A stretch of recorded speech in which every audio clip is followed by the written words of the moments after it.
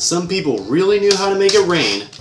Okay, yeah, it's 2 bills, but to be fair, they're both 20s. So some people on this list, when adjusted for inflation like they all are, if they ran for president, might not have financed their campaigns. They probably would have just bought their way straight into the White House. That's right. These are the 10 richest people of all time, adjusted for modern inflation. Number 10 is Cornelius Vanderbilt. Vanderbilt gained his fortune via construction of railroads and shipping lines in the United States in the 19th century, which earned him, when adjusted for inflation, $185 billion. Sorry, Bill, it's only just getting started. Also, CNN anchor Anderson Cooper is actually part of his family. Number 9 is Henry Ford, a very famous name in American private history due to his successful marketing of America's favorite thing, other than warfare and oil, the car. This gave him a total net worth of around $10 billion, or about $190 billion today.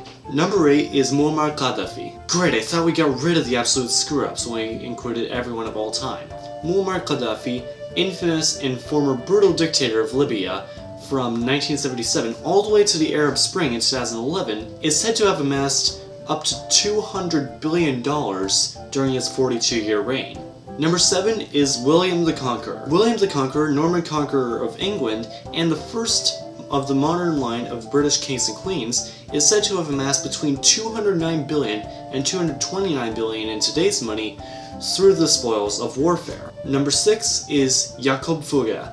Finally, back out of world leaders and into people who actually made their money and not through spoils of war. Jakob Seriously, Jakob Fugger was an entrepreneur from Augsburg, modern-day Germany, then an independent state, who amassed a fortune of $221 billion in today's money, mainly through textile trading with Italy, mining operations in Tyrol, Bohemia, and Hungary, and banking transactions with the House of Habsburg. Number 5 is Mir Osman Ali Khan. I'll bet you've totally heard about this guy. Mir Osman Ali Khan's fortune of $32 billion on his deathbed in 1967, $230 billion today, can be explained by this guy's status as the Nizam of Hyderabad, which is now a region in India, but was then an independent state.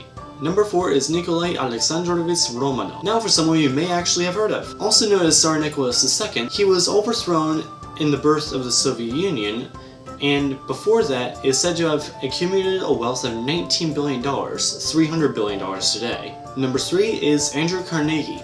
And back into philanthropists. Andrew Carnegie was a Scottish-American philanthropist who made a fortune of around $22 billion, $310 billion today, 100 years ago, through steel manufacturing, and in the last 18 years of his life, actually gave away almost 90% of the money he earned to charities, foundations, and universities. See, it's not all assholes. Number 2 is John Rockefeller. John Rockefeller, who, if you were to account for inflation, was the richest person to ever live. Yeah, sorry Dale from ThinkFact, that's not quite true given that he's at number 2 on my list, but yeah, I guess we count in different ways. Also, by the way, it's a good video. Go check it out after this video is over. Link in the description. John Rockefeller is another famous name in American private history. At the time of his death in 1937, he had accumulated $20 billion, equivalent to around $330 billion in today's money. He gained this fortune mainly through petroleum and set up many different businesses and even a college. Also, side note, if you try searching John Rockefeller on Wikipedia, it sends you into a disambiguation page, essentially Wikipedia's version of a did you mean page. Wikipedia, what John Rockefeller do you think I'm talking about? And number 1 is Mansa Musa. Last is the actual richest person, the king of the Mali Empire from 1312 to 1337, who is said to have had a net worth of $400 billion in today's money. So think about it. That is an insane amount of money, even by these standards. Let me put it in comparison. That is slightly higher than the GDP of the United Arab Emirates, as in the country Dubai is in. He is richer than the country Dubai is in. He's richer than Dubai. Literally.